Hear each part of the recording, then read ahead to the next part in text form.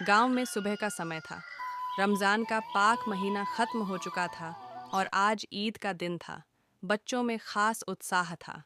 नए कपड़े, जूते और मिठाइयों की खुशबू हर तरफ बिखरी हुई थी। गांव के सारे बच्चे अपनी अपनी तैयारियों में लगे थे, लेकिन इन्हीं बच्चों के बीच एक बच्चा था, हामिद। हामिद करीब 4-5 साल का एक मासूम बच्चा था। वह अपने माता पिता को खो चुका था और अब अपनी दादी अमीना के साथ रहता था। अमीना ने जैसे तैसे उसके लिए ईद के दिन पहनने के लिए साफ सुथरे कपड़े तैयार किए थे, लेकिन वे पुराने और साधारण थे। न तो हामिद के पास अच्छे जूते थे, न ही ईद के लिए कोई खास पैसे। उसकी दादी गरीब थी और उसके लिए मिठाई या खिलौने खरीदना संभव नहीं था। पर हामिद खुश था। उसे ईदगाह जाने की जल्दी थी। उसके दोस्तों के पास बहुत पैसे थे, लेकिन वह अपनी छोटी सी पूंजी, सिर्फ 3 पैसे, लेकर उनके साथ खुशी खुशी चल पड़ा। गांव के सारे बच्चे झुंड बनाकर ईदगाह की तरफ निकल पड़े। रास्ते में बच्चे हंसते खेलते जा रहे थे। किसी के हाथ में अब्बा ने दिए 5 आने थे, किसी के पास 8 आने। सब ईद के मेले से खिलौने और मिठाइयाँ खरीदने की सोच रहे थे। बच्चे बातें कर रहे थे।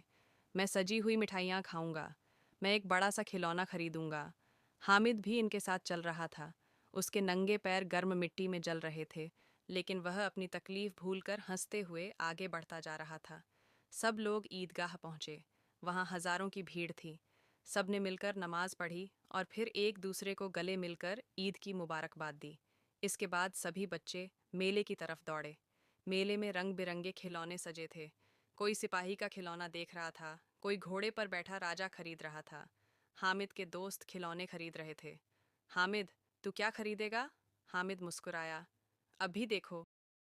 3 पैसे और एक अनोखी खरीदारी। हामिद मिठाइयों की दुकान पर नहीं रुका।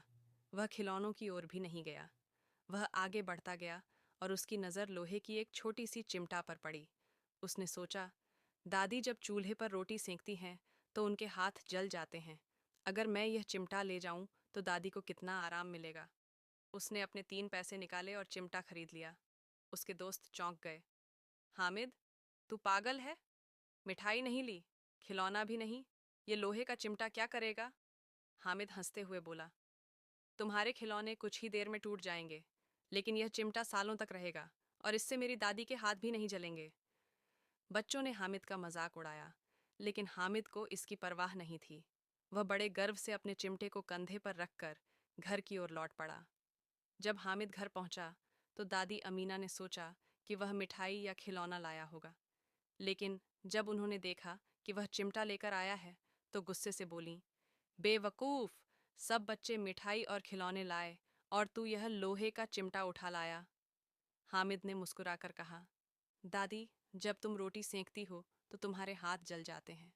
ये देखो, अब तुम्हें जलन नहीं होगी। अमीना की आंखों में आंसू आ गए।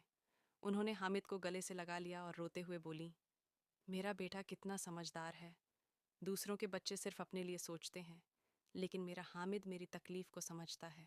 इस वह कहानी से चिमटा यह सीख अब मिलती है अमीना के लिए सिर्फ एक कि चिमटा नहीं सच्ची था। खुशी और वह प्यार का हामिद के मतलब सिर्फ प्यार अपने और लिए बलिदान नहीं, का सबसे बल्कि अपनों कीमती के लिए तोहफा कुछ था। करने में है। इस कहानी से हामिद यह की सीख मासूमियत और उसकी मिलती दादी है के कि प्रति ईद उसका प्यार इस कहानी को अमर बना देता है।